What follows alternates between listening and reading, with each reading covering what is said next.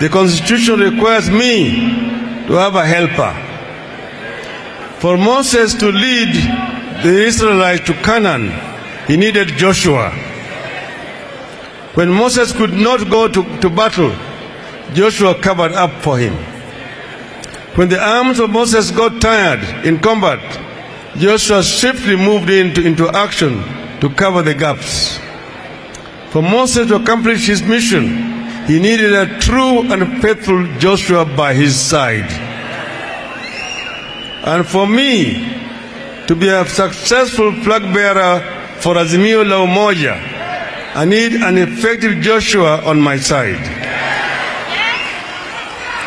One who will not be a turncoat in the middle of the battle or abandon post for other exploits.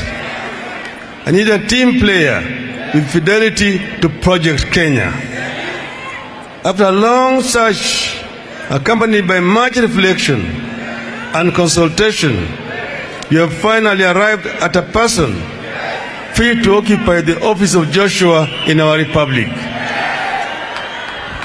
But before I mention this person, I want to draw a distinction between the office of the Deputy President and the person of the Deputy President.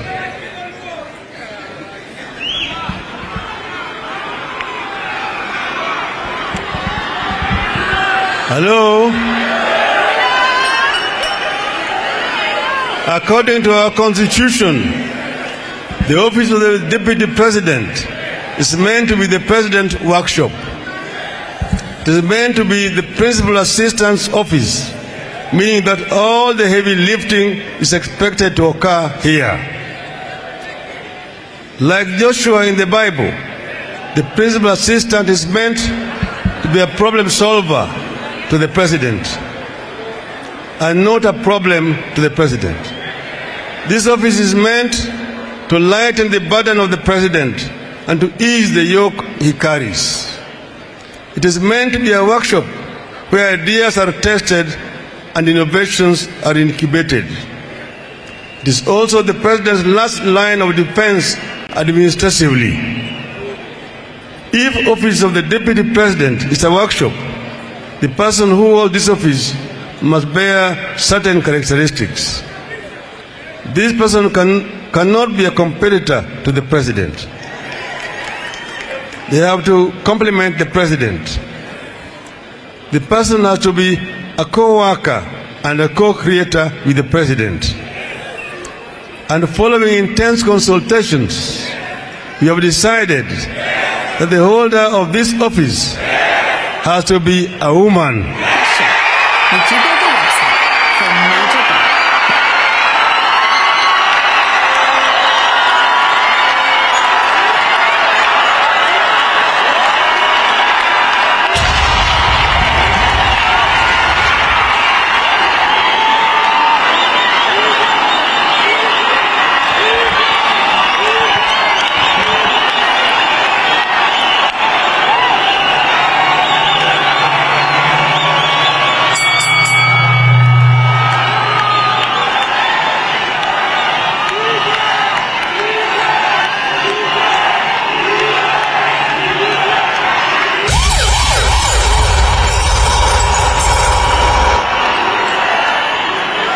Hello?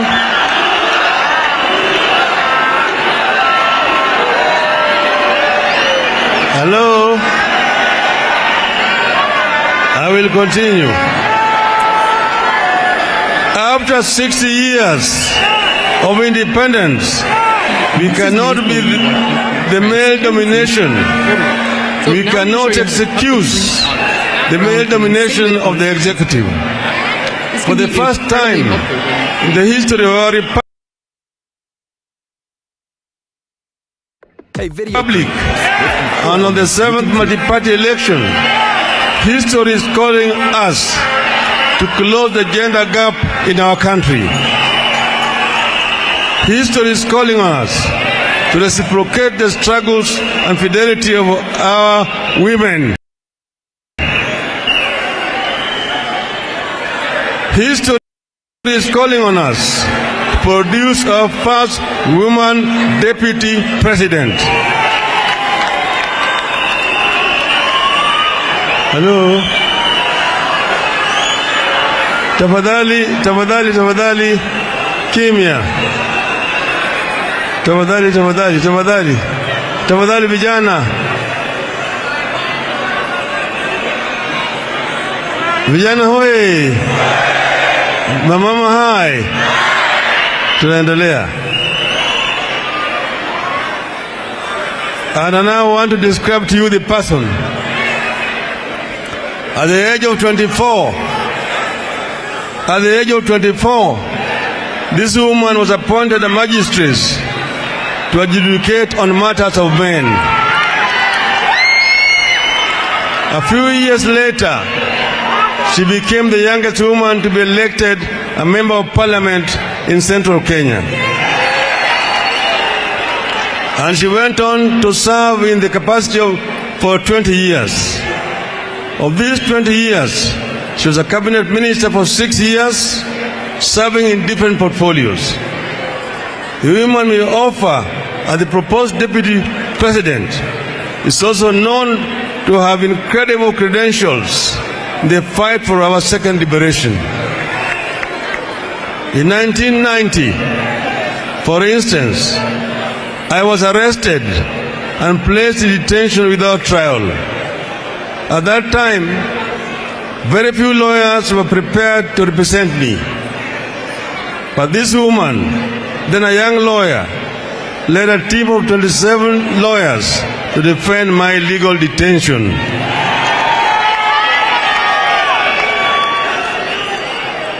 When I moved a motion in Parliament to set up a select committee on constitutional reforms and was deserted by my colleagues in the opposition, only she and the late George Moseti Anyona stood by me. This woman is a fighter and is not a quitter.